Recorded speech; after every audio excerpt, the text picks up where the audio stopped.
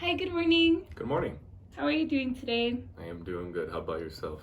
I am doing well too, thank you. Before I start, I just want to thank you for doing this interview with me. I'm not going to write your name anywhere in my work, so this interview is going to be anonymous, okay? Sounds good to me. Alrighty, so I'm just going to start off by asking you to tell me about your family. It's a pretty small family, including myself. It's just four of us, and we have dogs. We have three dogs, but that's the total family. Where did you grow up? I was born in Hinesville, Georgia, but I spent the majority of my time here in El Paso, and I guess right under it, Colorado Springs. How long have you been here? It's going on to, well, in course upcoming next year, it's going to be 11 years total. Oh, okay, so this is like the longest city you've lived at? Yes, it's So going to far. be pretty much 10 years in a few months, longest I've ever lived anywhere. Okay, so can you tell me about some of your previous homes and about moving in between them?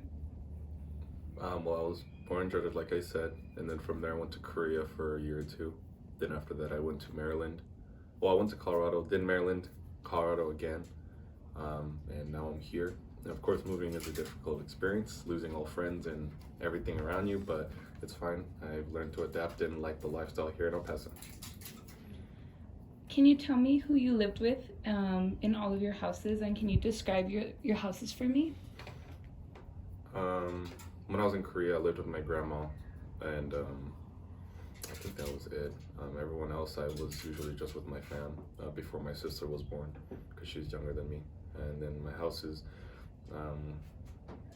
we were in apartments, and apartments up until Colorado, where we had our first house, and then now we have an official house here in El Paso. Can you tell me a little bit about your childhood, or do you have any specific memories from your childhood that you enjoy revisiting? Since this place is majority of desert, every other place I've been to had greenery, so I just have a vague memory about the forests because I used to play a lot in the trees and stuff like that. Okay, so it's a little bit different than here, of course. How were you as a child? I guess I could say I was pretty ill-mannered. I was very loud. I was very sporadic. I was a lot of things for a child. I was very out there. Okay, what kind of games did you used to play as a child? I guess the normal stuff, like I guess with like the fake guns, we had little bases. We used to make little forts in the forest, tag. Pretty much basic stuff that you just do with another, I guess, friend. Mm-hmm. Um, can you tell me a story about your childhood? Something funny or unexpected? Um, Unexpected. Well, one time, well, back in the day, I used to climb trees a lot, and there was a neighbor, and she fell from the tree and broke her spine, literally, like in a few places, and I'm sorry. it's yeah.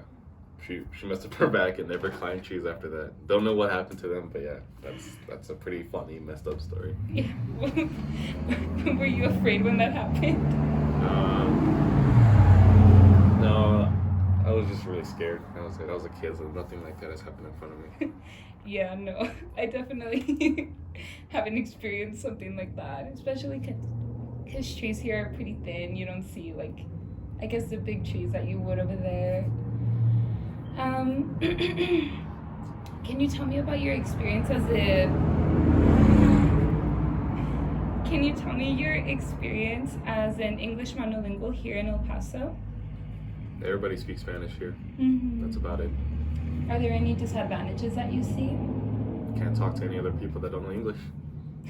It's the biggest disadvantage. Yeah. Do you try to communicate with the people in your community even though they don't speak English? Yeah, we're all humans. If there wasn't a language barrier, I'd be able to talk to anybody, of course. So try my best. Are you presented in a lot of situations where there's like the language barrier? Depends how far you go down into the city. Further out, there's more, I guess you could say, Americanized or whatever.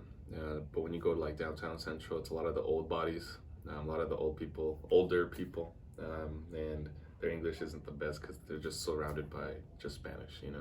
Do you consider learning Spanish in the future? Yeah, for sure. If I see myself in a foreseeable future here in El Paso.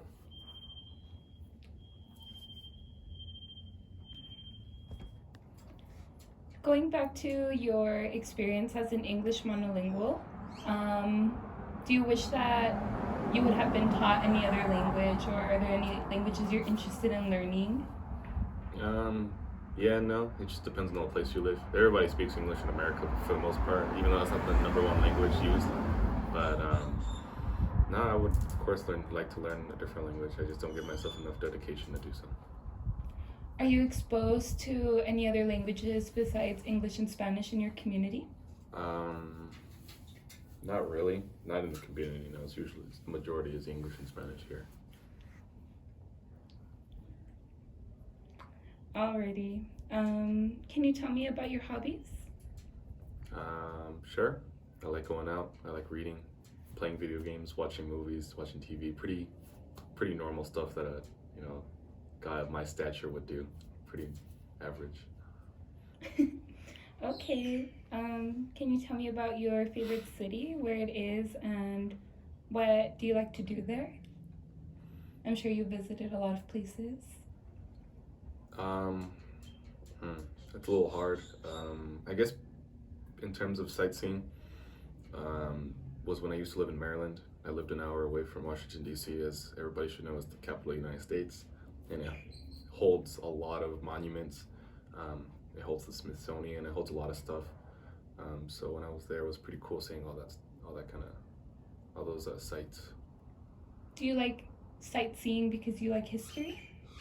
Um, I like sightseeing because I like seeing things, literally. But I only mentioned the Washington D.C. and all the monuments because it's just it's very important to our history. And but other places I like seeing anything else that's just stands out. That's very interesting. Can you tell me about your work? What do you do? I work for a commercial real estate company. I do their maintenance, so I'm out and about all the time for them, and I drive around and I coordinate stuff to fix up buildings and things like that. Do you enjoy your work? Yes, I do, very much so. Alrighty. Can you tell me about your daily activities? What do you do in the morning, in the afternoon, and at night? Like a typical day for you? If I'm not working, which is usually just a regular Monday through Friday, on the weekends I'll wake up, kind of decide what I like to do. I enjoy washing my car a lot more than a regular man should, so I'll do that. Not go eat, go with some friends, go with my girlfriend or someone else, or pretty much anything. Just I guess not work. Work doesn't really take up a lot of my time. Like I said, it was just Monday through Friday, but it'll be just a regular round of chilling on the weekends. Nothing too crazy. Alrighty. And going back a little bit to your family, not necessarily the people you live with, but your actual family as a whole. How is it composed, and where do they live, and do you know what they do? Do you have a big family or a small one? Well, for my family, like I said before, it was just the four of us, but in terms of their families, it gets pretty large. And what they do, both my parents work. My dad's retired military, my mother is a manager at a restaurant, and my sister's too young. She's barely 16, 17, so she really doesn't do nothing. Other than myself, I work, and that's about it. Nothing too crazy. It's honestly pretty normal to my eyes. In terms of their families, can you elaborate a little in what parts of the world they live in, or in the U.S.? My dad is very mixed, but his family lives kind of all around. We have a lot of family in Tennessee, some in Florida, and trying to think. We used to have some in Virginia, but the majority is in Tennessee, somewhere in Florida. Then the complete rest are in Panama, which is where he's from. And from my mother's side, there's some in Colorado. I'm trying to remember where the other ones are. It's Colorado and then Korea included, and because she's Korean, and I think that's the good basis of the majority where they're at. Have you gotten a chance to visit your parents' birthplaces? Not the specific area where she was, but I did go to Korea a few times, and I did get to see my grandfather's grave and his grandfather's and so on their land. So that's pretty close to as what it gets. Alrighty. Can you tell me about where you live? Well, I live here in El Paso, Texas. I guess you can consider it the Far East or Horizon. That is where I live.